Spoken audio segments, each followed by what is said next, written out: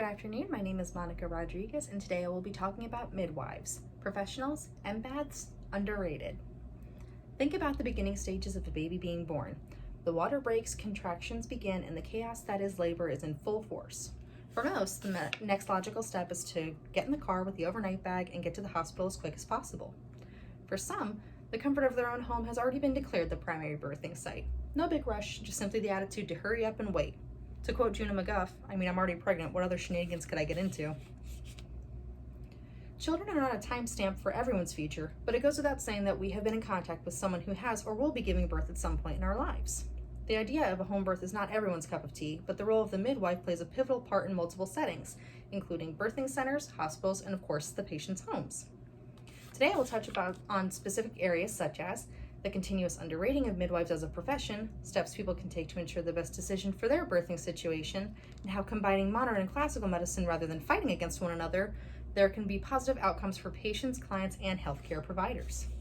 To begin, we will take a brief look at midwifery and its origins. The rate of medical advancement has pushed OB/GYN-led deliveries to the forefront for reasons including unpredictable complications and pre-existing conditions. Sadly, this tends to leave the practice of midwifery to an untrusted source of labor and delivery aid.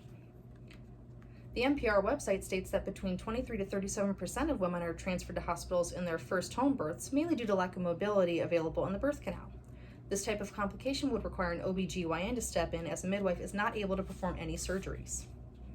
According to the Parents website, unlike midwives, physicians are trained to manage high-risk pregnancies and can perform surgeries.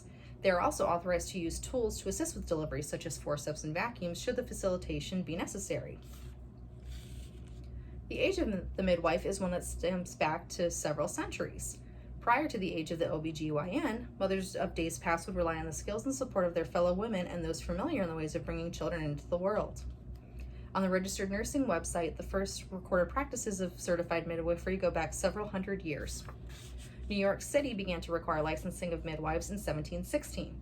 At this point, doctors were not typically formally educated, so the knowledge of the midwives was far greater. Formal training began around 1765, but most midwives were reluctant to receive male instruction. They felt the domain of childbirth belonged entirely to women. As we progress, we can see that there are preventative steps that can be taken, from the discovery of the developing embryo to creating a birthing plan. In the long run, it is always what is in the best interest for the mother and baby. Preventative care and recognition will be a deciding factor in both the birthing plan and postnatal care. Midwives are experts in the way of normal birth, and their extensive knowledge allows them to assist in healthy pregnancies, optimal birthing outcomes, and healthy postpartum recovery. Due to the risk of exposure to COVID-19, expectant mothers are being urged to limit their hospital visits. This encouragement has provided a surge in the demand for at-home care of midwives. Jeanette Breen, a longtime midwife, would go on to say on the New York Times website that mothers don't want to be involved with COVID and they would be much safer at home. 2020 marks 200 years since the birth of Florence Nightingale, as well as the year of the nurse and midwife. Natalia Karam was clear in her praise of the practice on the United Nations News website. She says, "Without midwives, women and babies will die from preventable causes during childbirth amid this pandemic." According to the NBCI website, planned home birth attended by a registered midwife produced more high mortality rates, with less than 0.35% resulting in prenatal death, at least 0.22% lower than that of a regular hospital birth. The Washington Post also speaks highly of the act of midwifery, claiming that we should view midwives and doctors as collaborators rather than competitors. And the fact of the matter is, we need more midwives. 56% of all U.S. counties do not have any at all.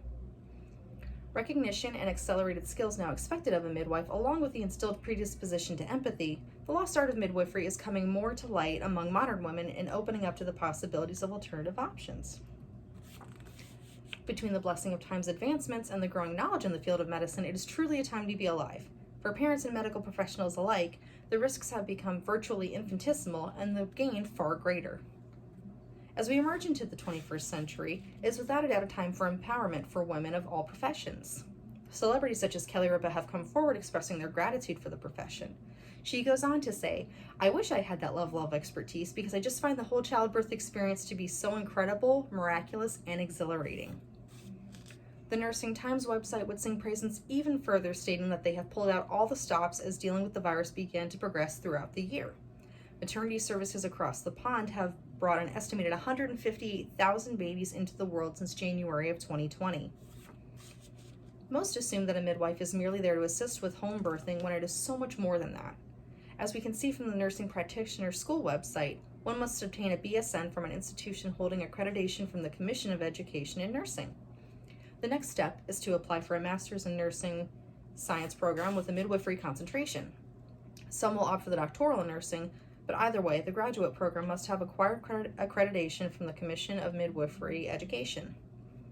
The journey of a midwife has been a long one, but the fruits of its labor have been a helping hand in the progression of labor and delivery, positioning, and the wide scope of maternal care that comes by way of pregnancies. Bringing life into this world is no easy task, and it takes knowledge, perseverance, and a strategic level of strength, both mental and physical. The midwives are experts in their fields, and as time goes on, the requirements exceed that of the average RN, nearly meeting common ground with the obstetrician. As I come to a close, I will leave you with this. Keep an open mind. I ask you to remember that no one human body is the same, nor one human mind, and to listen to what each have to say. A hospital delivery is widely common, but there are those who seek alternatives. They may seem unconventional, but I can assure you they are just as qualified. Above all, a midwife is accomplished and looking out for the very best interests of the patient and new life being brought into the world. With conviction of courage and candor, we can all take steps to better our part in welcoming new life, be that of a parent, teacher, medical professional, or hidden influence across time. I want you to remember that for the chosen few who plan to pursue the somewhat misunderstood art of midwifery, the number one key to success is safety, the safety and care of parents and that of the movers and shakers of tomorrow.